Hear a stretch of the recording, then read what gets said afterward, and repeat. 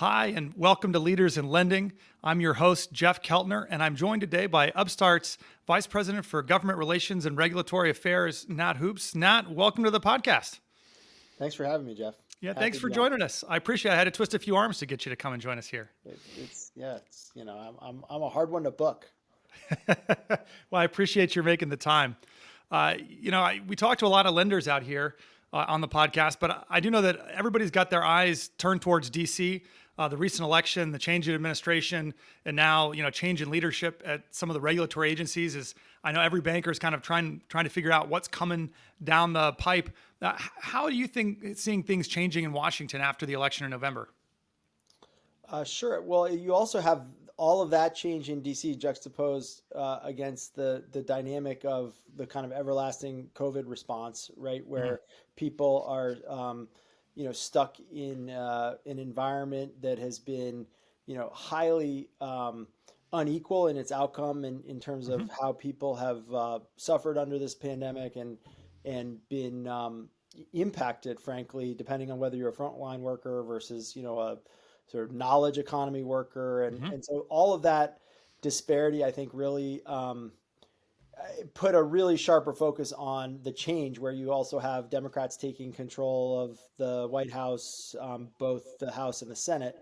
And and that, the agenda, the Biden Build Back Better agenda is now, I think you can say, supercharged in some ways. And you're seeing it in the stimulus bill that was just passed, $1.9 trillion in COVID relief. And now you're hearing rumblings of a $3 trillion package and working on infrastructure.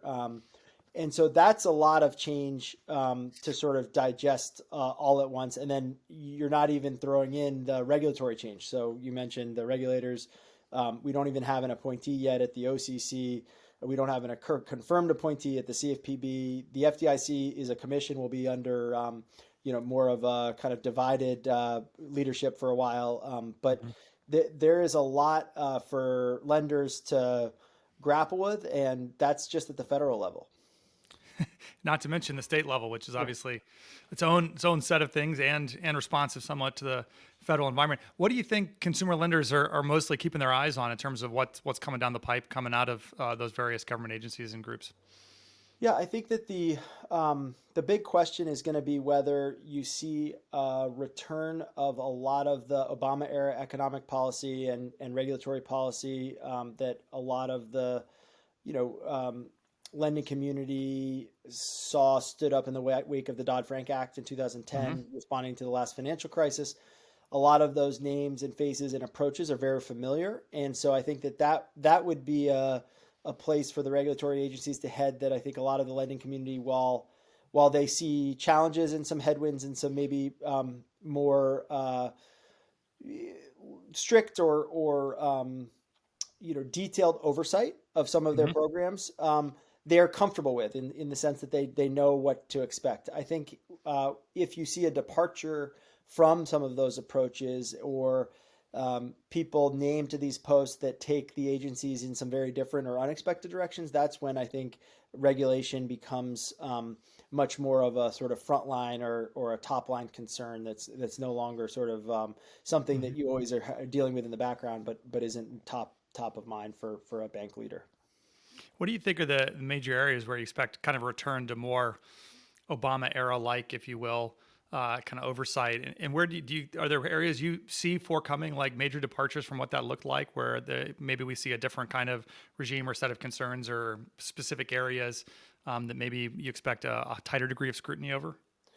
I think you'll see student loan servicing and the return of the Obama era payday lending rule at the CFPB are sort of two things that Mm. you expect are going to get a lot of oversight. The student loan issue is obviously one that's front and center because borrower student loans payments are largely halted. And so there's just a lot of policy questions about what happens when those borrowers, have to start paying To start again. paying again, yeah. Are they going to, is there going to be any kind of a relief? How are they going to be dealt with? What's the income-based repayment going to look like? And what are the rules and the regime that govern the services of those products? So that's a big one.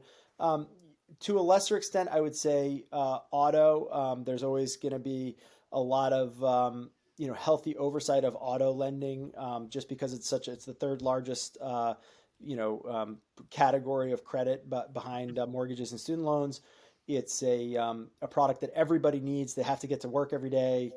People need, in general, to have access to transportation and autos. And so, that's an area where you could see more scrutiny, and where you always have, the balance within a Democratic administration is the support for access to credit. So you think about, the importance of, pushing homeownership as a possible wealth building mechanism. There's a lot of talk about down payment assistance, about using CDFIs, support for minority depository institutions. How can we get more credit out there into the community? And so I think for lenders, there's not just a, hey, the regulators are coming sort of a story. There's also federal policy may be supportive of us trying to lend more inclusively.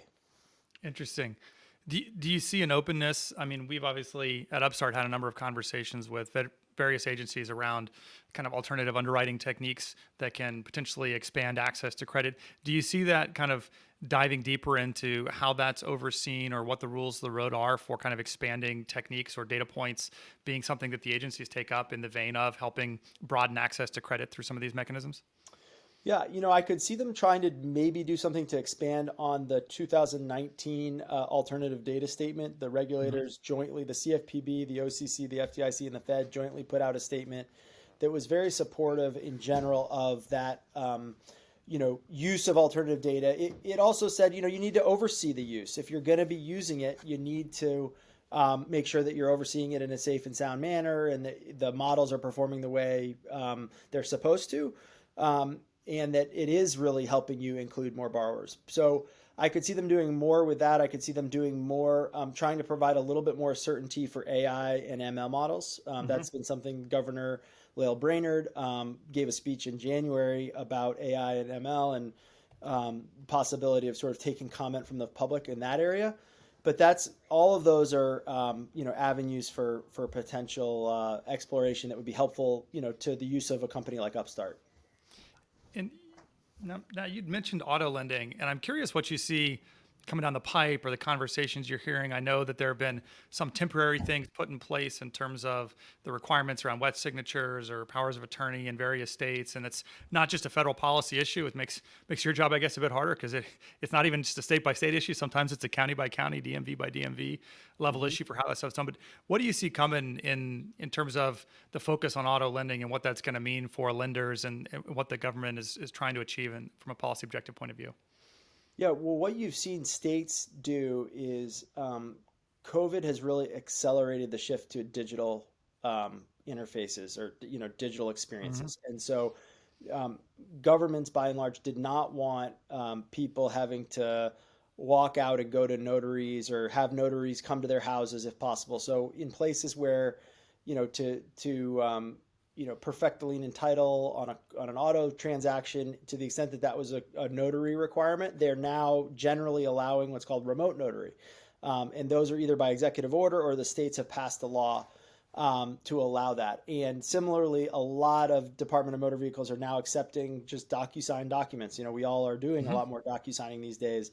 And so they're sort of, I think the world is waking up to the fact that you're not going to see a lot of fraud just because somebody's signing on their computer in the square, rather than printing a document out, wasting a lot of paper, wet signing the document, scanning it to themselves, sending it in, mailing it in, et cetera. So you're seeing, I would say, a pretty rapid transformation at the state level. There's two big bills. There's one in New Jersey and one in California. Those are two big states that have resisted the use of electronic signatures in auto sales and leasing.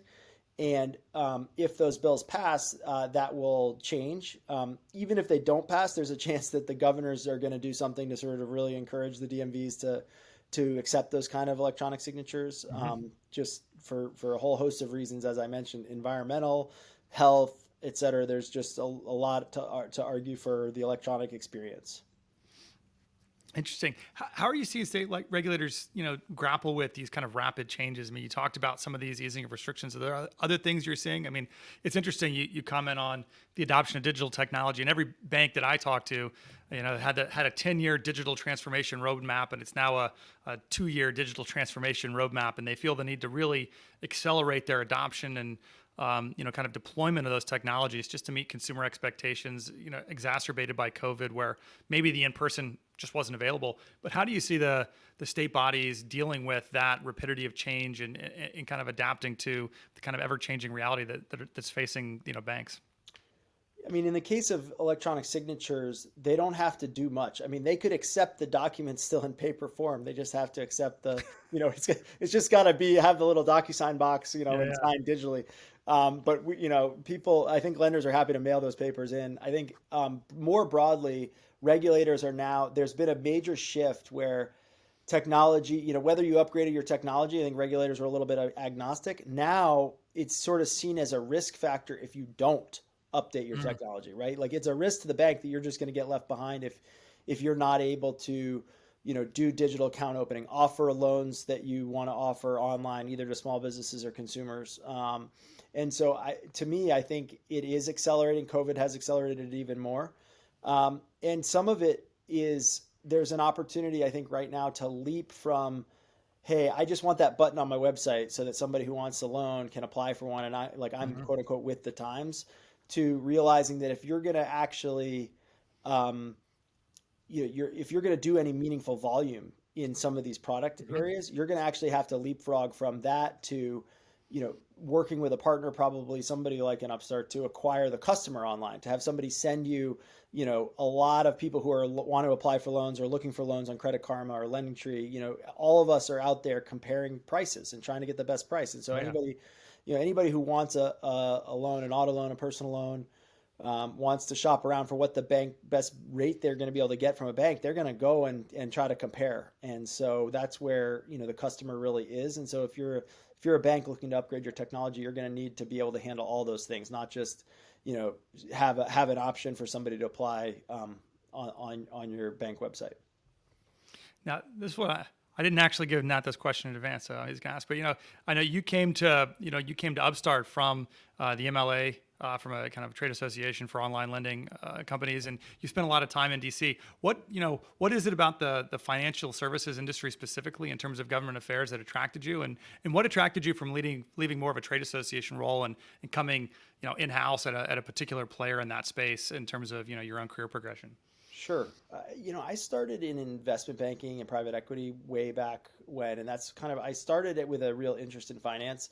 And I found myself when I was doing that work that I always also loved to read the policy pages, right? And so I kind of had this twin passion of, yes, I'm building, Excel models and I'm doing that, but I just had this feeling that I could add a lot in the policy sphere. So I ended up shifting and Mm. going working on the Hill, and going through the whole process of Dodd-Frank Act, working for Senator Lieberman, then Senator Scott Brown, and then working on the Jobs Act on crowdfunding, and I got kind of a real interest in fintech that way. And so working in trade associations and working in this role at Upstart is kind of a natural combination of those interests, where I Hmm. think that finance and especially access to credit is so transformational for wealth building in this country. I mean, there's so many families that can point to, and members of Congress will say this when you're up there. They will say, "I remember that if my dad, who ran this lawn mowing business, hadn't gotten credit to like add a second lawnmower, like we wouldn't have Mm. made it."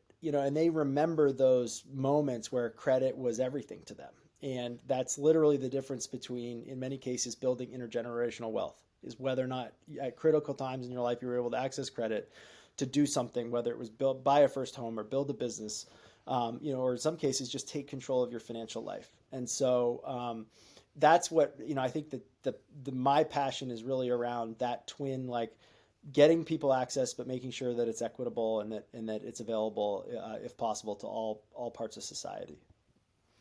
That's a good story. I know we certainly here at Upstart always think about credit as being, the cost of the price and some degree of opportunity, mobility, and therefore the cost of credit is the price of those things. That is the way you get access to some of those things, and it's really critical that we make it as broadly available as possible. So, any last advice for consumer lenders out there, banks trying to navigate the coming couple of years? What are the things you'd be prepping for, or areas you'd be most focused on? If you could give a couple parting words of advice to those lenders out there wondering what to make of what's come out of DC, or where they ought to be spending their time getting ready for maybe what's most likely to come down the road. I think the biggest thing is the laser focus of this administration on racial equity and economic mobility. That if you're a bank and you're not serving your community broadly in terms of, you don't have a lot of customers in any product, let alone depositors, but in any product that have lower credit scores or hail from, other parts of your city or your general area.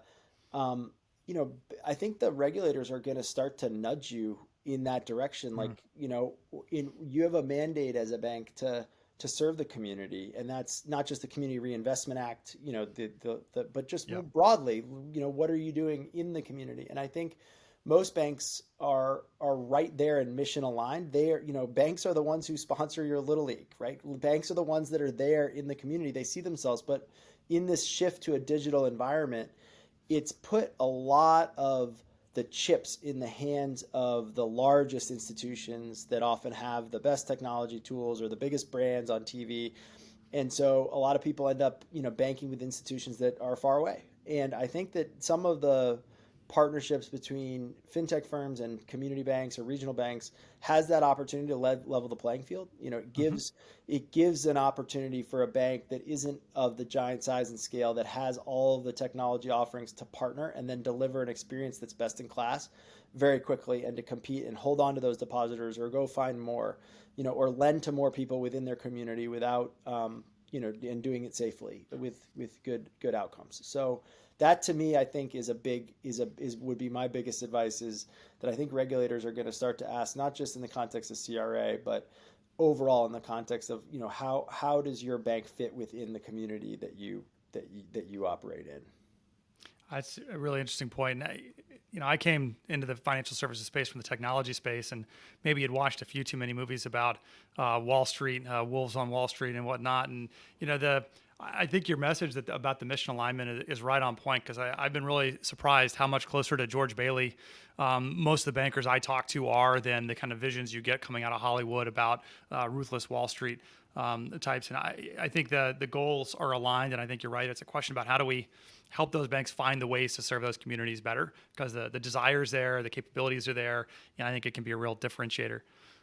So now I always end this podcast. Oh, do you have sorry, I want to cut you off. You're absolutely right. I mean, I'll just put a point on it. When you think about the capacity that exists as banks have, the savings rate has increased because of COVID, and banks, oftentimes are flush with capital. They need places to put money to work, and that, putting it to work in their communities via lending that now they can get, via partnerships, is a huge opportunity, because they can go from, offering just a trickle of credit to people, for instance, in LMI areas or zip codes, just a trickle to a nice amount of volume, and they can do it in their area geographically. And that's, I think, something new that wasn't even an opportunity that 10 or 15 years ago would have existed. It wouldn't have been possible to, I don't think, without the way loans are done digitally now, for a bank to be able, if they're not in a personal loan business, or if they're not in an auto loan business, to be able to very quickly scale up and serve their community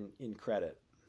Yeah, I think your point is well taken too, that as that capability becomes more available, the expectation of regulators and the question of, if this is possible, how are you taking advantage of that to invest in that community, becomes not so much well, I understand that that's hard to do, but more of a, hey, there's stuff out there that lets you do this better. Like, what are you doing to deploy this stuff in your communities, and actually to re-engage with, parts of that community that maybe were difficult to serve previously, but maybe those opportunities are more available now than they ever were before.